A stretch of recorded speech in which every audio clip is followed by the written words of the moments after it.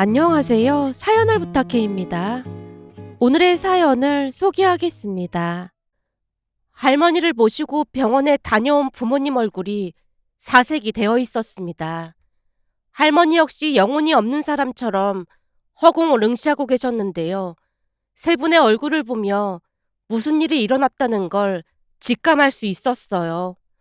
한동안 집안에 정적이 흘렀고 잠시 후 할머니가 입을 떼셨어요. 난 그냥 요양원에 가면 그만이니까 니들은 신경 쓸 거 없어. 어머님, 요양원이라니요. 하지만 할머니는 담담하게 말씀하셨어요. 요양원이 뭐가 어때서 그래? 다들 그렇게 알고 있어. 그럼 난 피곤해서 이만 들어가서 쉬마. 할머니가 방으로 들어가자 엄마가 끝내 눈물을 떨궜습니다. 그런 엄마를 보며 조심스럽게 물었어요. 엄마, 할머니 많이 아프신 거야? 엄마가 대답하려다가 또다시 울음을 터뜨리고 말았습니다. 그 순간 작은아빠와 작은엄마도 긴장된 표정으로 집으로 들어왔고 작은엄마가 불안한 목소리로 물었습니다. 형님, 병원에서는 뭐라고 그래요? 엄마가 차마 입을 떼지 못하고 고개를 떨궜어요. 그 모습을 지켜보던 작은엄마가 숨죽이며 조심스럽게 물었습니다. 설마 치매가 맞는 거예요? 설마 했는데 우리 예상이 맞았던 거예요? 작은엄마의 물음에 부모님이 동시에 고개를 끄덕였어요. 그렇게 할머니의 치매 사실을 온 가족이 알게 되었고 한동안 집안에는 침묵만 가득했습니다. 할머니의 치매 소식을 듣고 충격에 쌓인 채 말을 잇지 못하고 있던 그때 작은엄마가 조심스레 입을 뗐어요. 그럼 이제 어떻게 해야 하는 거예요? 어머님은 별 말씀 없으셨어요? 잠시 망설이다가 엄마가 단호하게 대답했습니다. 어머님은 요양원에 가시겠다고 하셨지만 그냥 내가 모실 생각이야. 엄마의 확고한 의지에 작은엄마가 살며시 고개를 끄덕였습니다. 형님이 그렇게 말씀하실 줄 알았어요. 그러자 엄마가 조금 더 힘을 주어 말했습니다. 내가 알아서 할 테니까 동서랑 서방님은 신경 쓸 거 없어. 엄마의 말이 끝나자마자 작은엄마가 단호한 목소리로 말했습니다. 그럴 수는 없는 일이죠. 우리도 같이 힘을 합할게요. 가족인데 힘들 때일수록 똘똘 뭉쳐야죠. 한번 해보는 데까지 최선을 다해보자고요. 그 말을 듣고 엄마가 또다시 눈물을 쏟았습니다. 동서, 이해해줘서 정말 고마워. 작은엄마가 미소 지으며 대답했어요. 아니에요, 형님. 저는 형님 말씀에 무조건 찬성하는 거 아시잖아요. 담담하게 미소 짓는 작은엄마의 얼굴을 보며 다시 한번 작은엄마의 따뜻한 품성을 느낄 수 있었는데요. 엄마는 전문대 간호학과를 나왔지만 작은엄마는 엄마보다 학벌이 훨씬 좋은 편이었습니다. 그런데도 작은엄마는 단 한 번도 학벌로 엄마를 무시하거나 함부로 대하지 않았고 항상 존중해주는 현명하고도 마음 따뜻한 분이었어요. 그날도 역시나 작은엄마가 힘을 보태겠다고 엄마를 위로했습니다.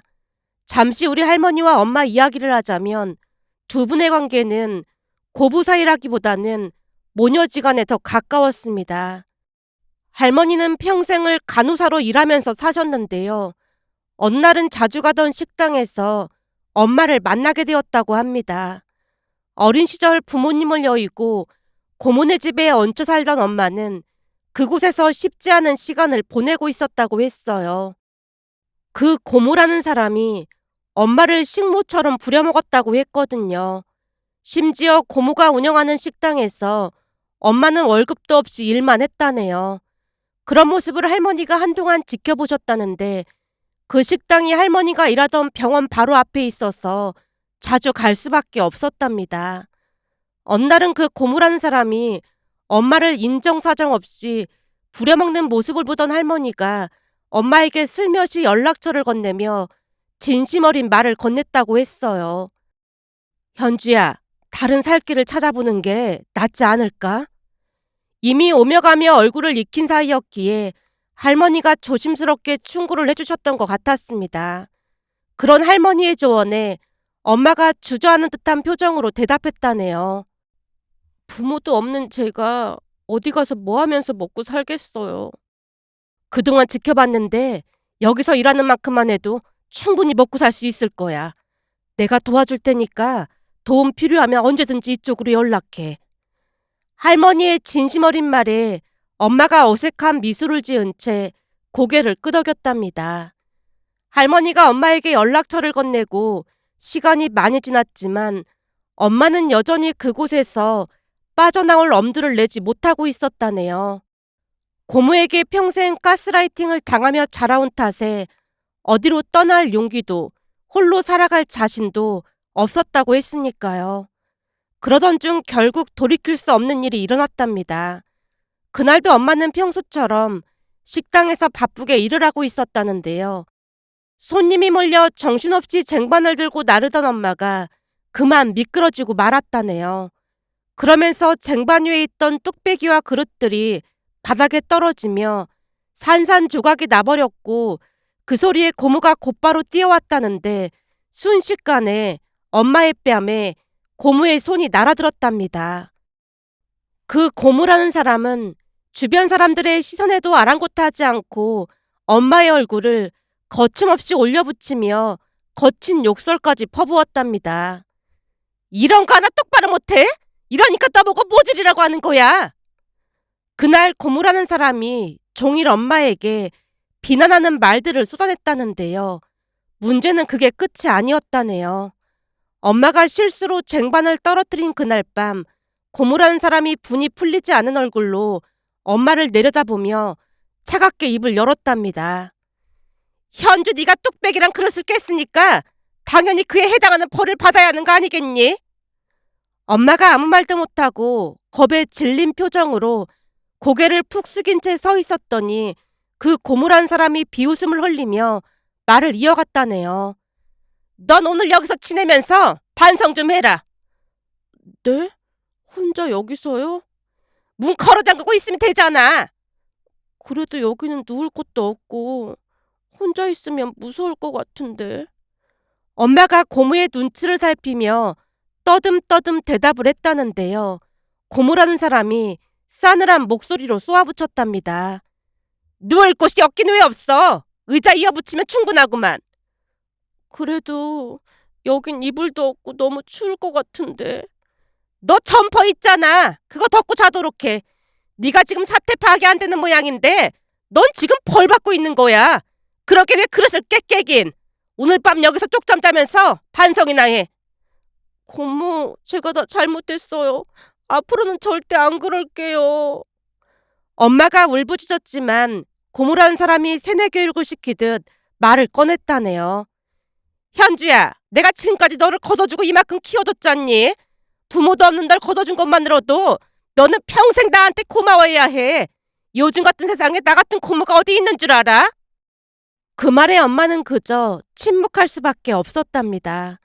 고모의 말 한마디 한마디가 가슴에 깊이 박혀 감히 그곳을 빠져나갈 생각조차 못했다네요. 그날 엄마가 울면서 빌어댔지만 고모라는 사람이 매몰차게 엄마를 밀어버린 채 가버렸답니다.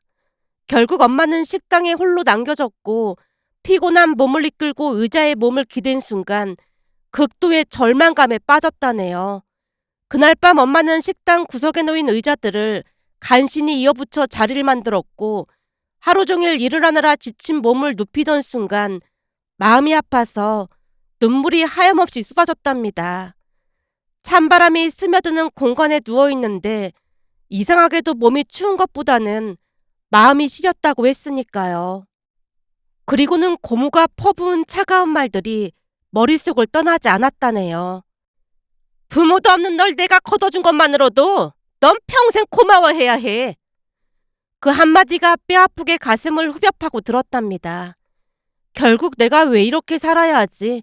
라는 생각이 머릿속을 스쳐 지나가면서 의지할 사람 하나 없는 현실이 엄마를 더욱 무겁게 짓눌렀다네요. 억지로 눈을 감은 채 더 이상 눈물이 흐르지 않게 하려 애썼지만 그 모든 슬픔과 서러움이 눈물로 쏟아지는 걸 막을 수 없었다네요. 그렇게 쓸쓸히 눈물을 삼키며 누워있던 중 문득 전에 할머니가 건넨 말이 떠올랐답니다. 순간 그런 용기가 어디서 나왔는지 잘 모르겠지만 할머니에게 연락을 해봐야겠다는 생각이 들었고, 밤이 깊어 한참 늦은 시간이었지만 전화기를 들고 떨리는 손으로 조심스럽게 번호를 눌렀다네요. 다행히도 할머니가 받으셨고 전화를 받자마자 엄마의 흐느끼는 소리를 듣고 물었답니다. 현준이? 너 현주 맞지? 현주야, 무슨 일 있는 거니? 왜 울고 있어?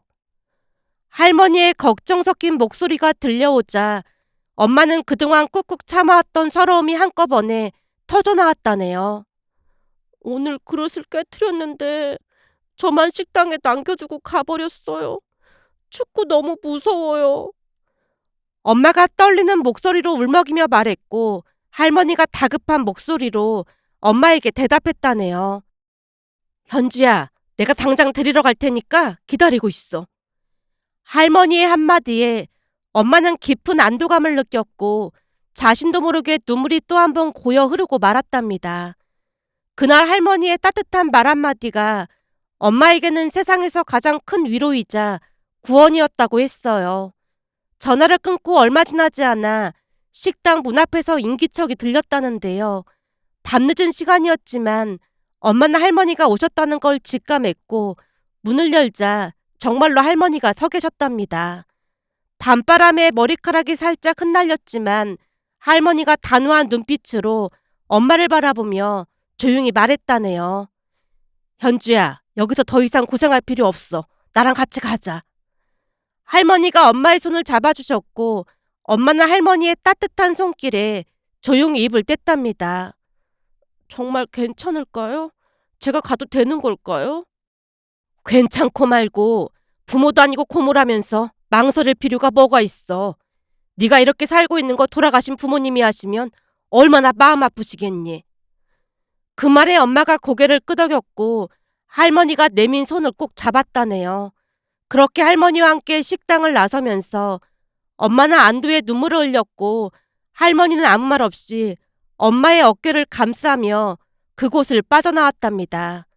그날 밤 할머니 집에 도착한 엄마는 여전히 믿기지 않는다는 듯 멍한 얼굴로 두리번거리고 있었다는데요.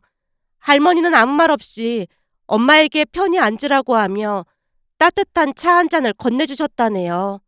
할머니가 건넨 차를 받아들고 한참을 뜸들이다 엄마가 조심스레 입을 열었답니다. 근데 왜 저를 이렇게 도와주시는 거예요? 엄마의 물음에 잠시 눈을 감으셨던 할머니가 조용히 과거의 기억을 꺼내듯 말을 하기 시작했다네요. 현주야, 나도 예전에 네 처지와 다르지 않았어. 뜻밖의 얘기에 엄마가 눈을 동그랗게 뜨고 할머니를 바라봤다는데요. 할머니가 순웃음을 지으며 말을 이어갔답니다. 나도 학교도 제대로 못 마치고 바로 공장에 가서 일했거든.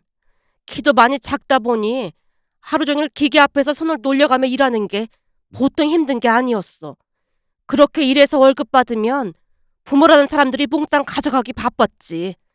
넌 그래도 고모가 그런 대접을 한 거지만 난 부모라는 사람들이 마치 거머리처럼 뜯어가기만 했거든. 한마디로 내가 번 돈으로 오빠는 대학까지 다녔지만 고맙다는 소리를 한번 들어본 적이 없었어. 고맙다는 소리는커녕 혹시나 몸이 아파서 일을 못 나가서 월급이 조금이라도 줄어들면 가차없이 욕설을 내뱉기도 했거든. 그런 개차반 오빠인데도 부모라는 사람들이 싸고 돌더구나. 할머니가 잠시 말끝을 흐리며 허공을 응시했다는데요.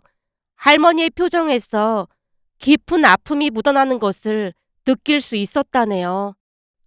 근데 어느 날은 공장에서 함께 일하던 엄마뻘 된 아주머니 한 분이 나한테 말하기를 숙식이 제공되는 공장이 있다고 하는 거야. 그러면서 가족들하고 연을 끊고 거기 가서 먹고 자고 하면서 착실하게 돈을 모아서 무슨 일이 있어도 공부를 해야 한다고 하더구나.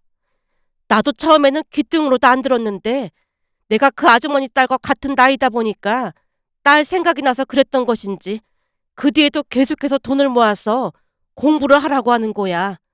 그 아주머니도 딸이 자진처럼 살까봐 간호사를 시킬 거라고 하면서 말이야. 그러면서 나한테도 간호사가 되면 배 굶지 않고 살 수 있으니까 그쪽 길로 가라고 말을 해줬거든.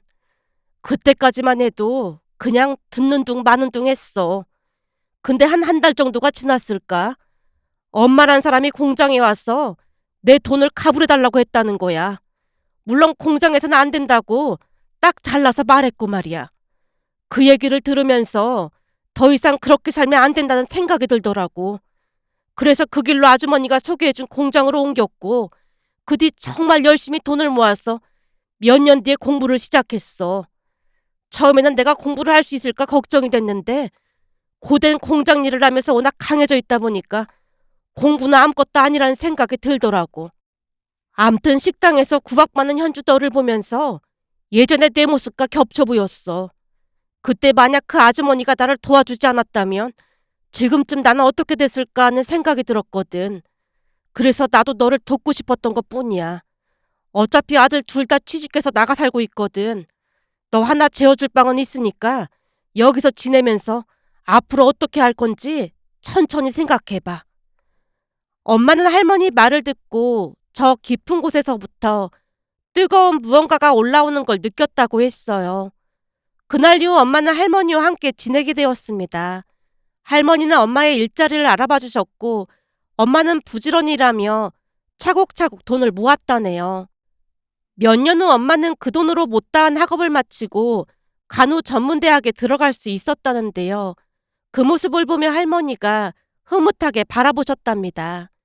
그렇게 얼마 뒤 얼굴도 예쁘고 마음씨까지 착한 엄마를 본 아빠가 첫눈에 반해버렸고 엄마에게 점수를 따기 위해 엄청나게 노력을 했다네요.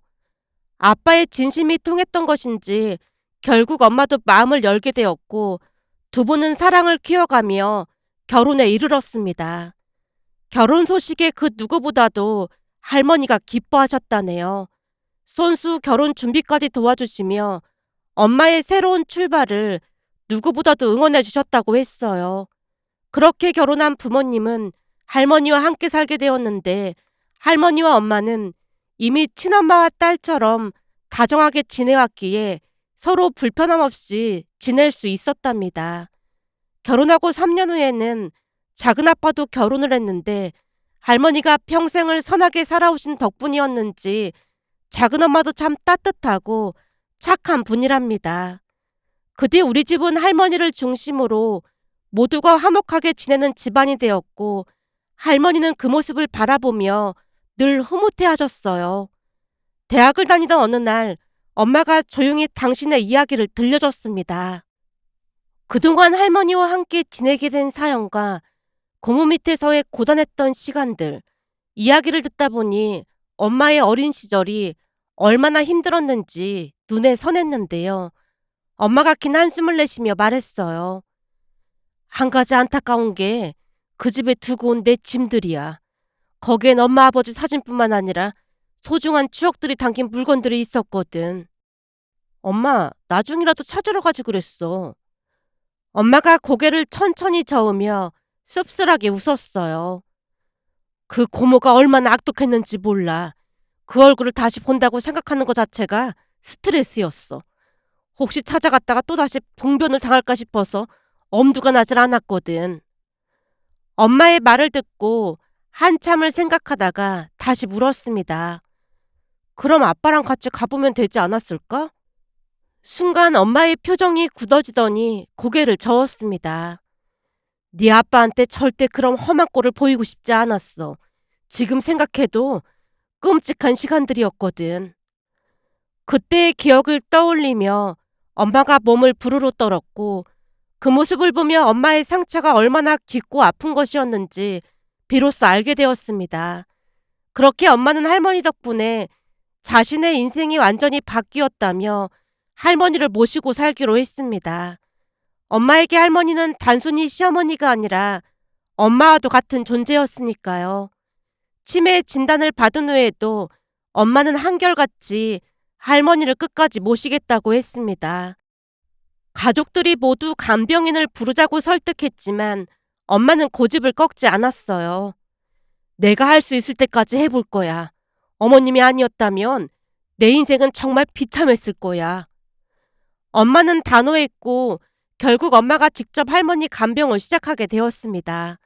아빠도 회사를 그만두고 함께 간병하겠다며 뜻을 전했지만 엄마가 고개를 저으며 말렸어요. 앞으로 돈이 많이 들어갈지도 모르는데 당신은 회사를 그만두면 안 되지. 그래도 당신 혼자 힘들잖아. 어머니를 당신한테 맡기고 내가 마음이 편하겠어. 전에는 이것보다 훨씬 더 힘든 일을 겪으면서 살았어.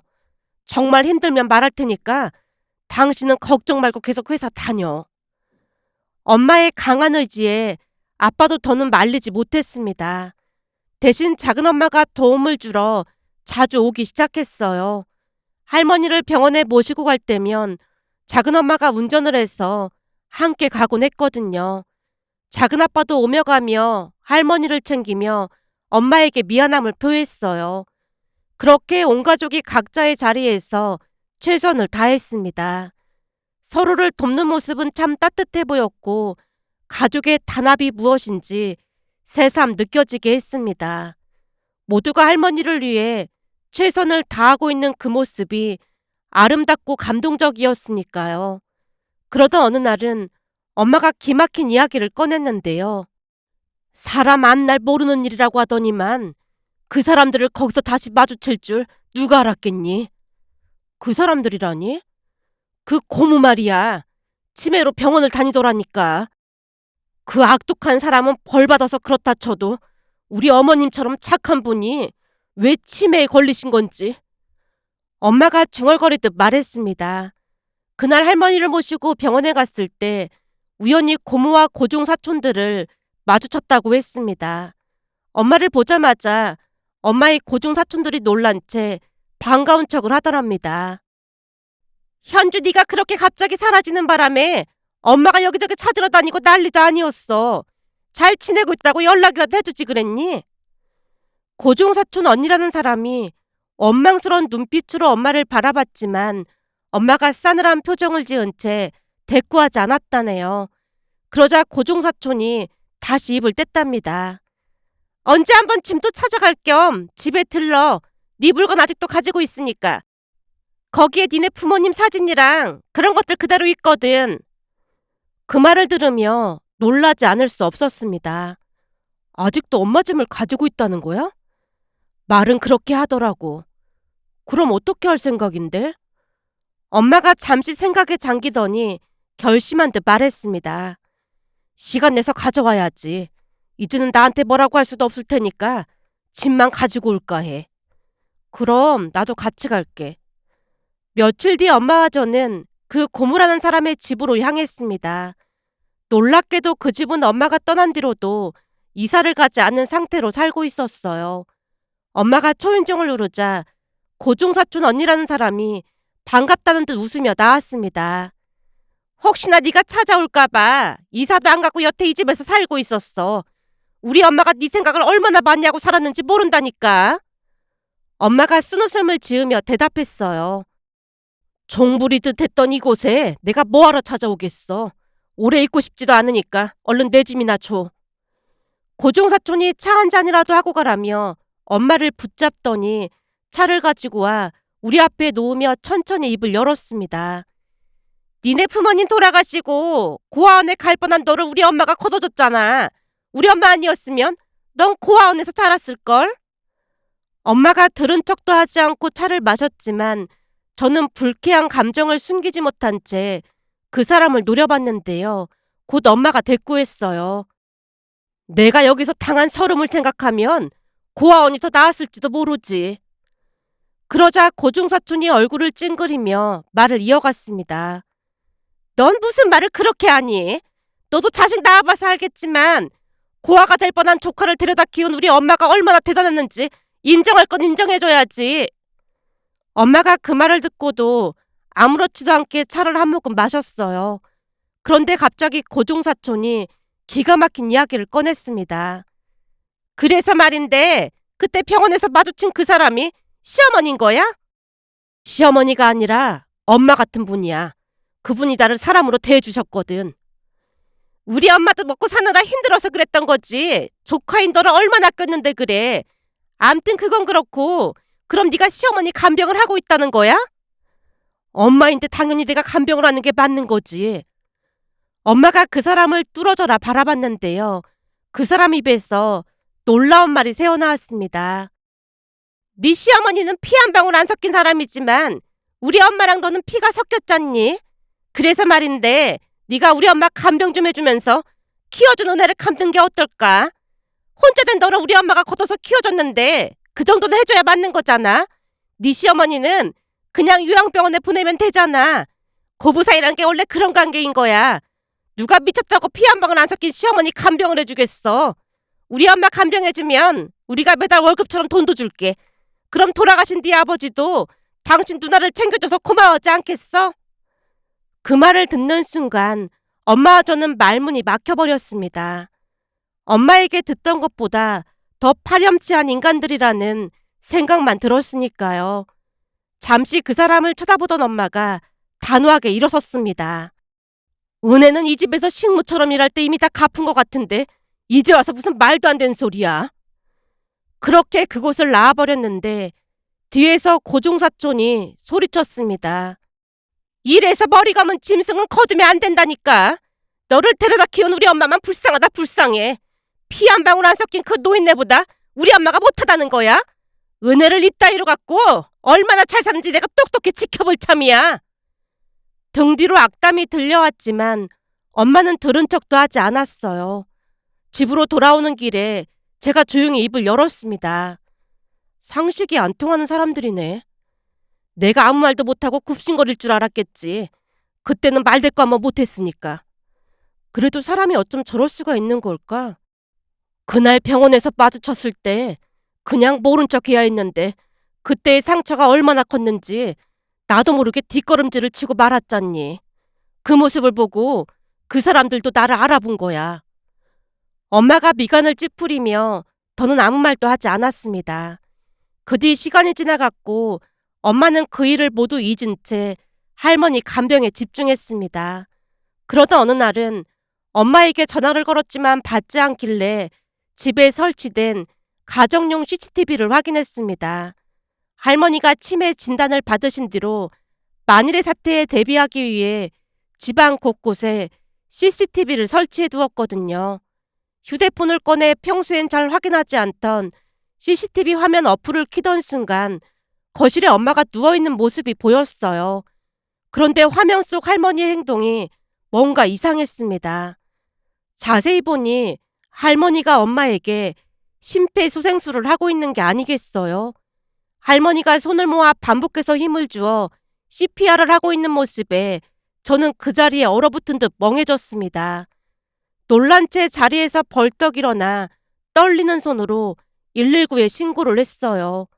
상황이 급박하다는 걸 느끼며 사무실을 뛰쳐나오면서 아빠에게 전화를 걸었고 아빠가 다시 작은 엄마에게 연락을 했다네요. 할머니가 치매에 걸리신 뒤 작은 엄마네도 근처로 이사와 있었거든요.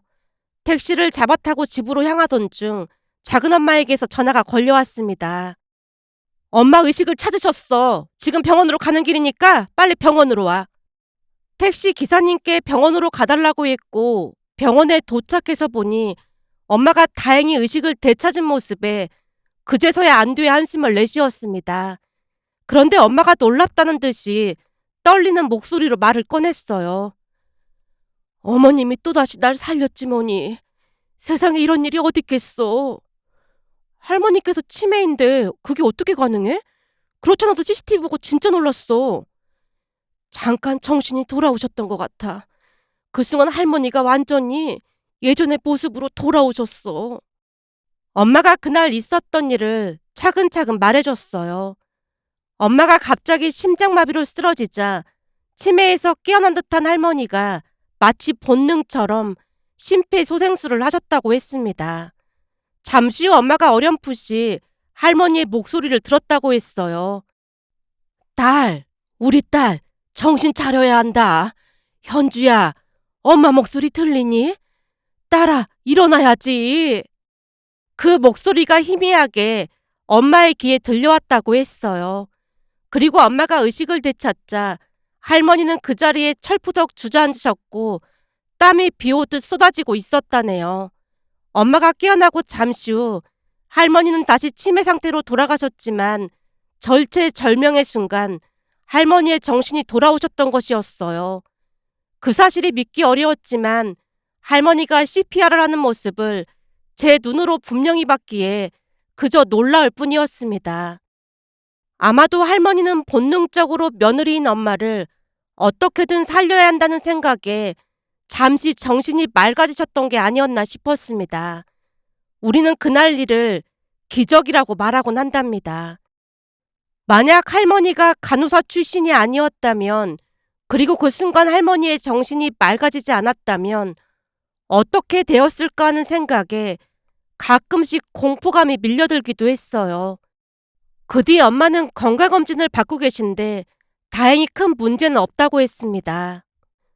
그날 이후 엄마는 할머니를 더욱 살뜰히 챙겼습니다. 가족들이 간병인을 두자고 강하게 권했기에 지금은 간병인과 함께 할머니를 돌보고 계신답니다. 간병인이 말하길 할머니가 조용한 편이라며 아주 심각한 상태가 아니라는 말을 하기도 했는데요.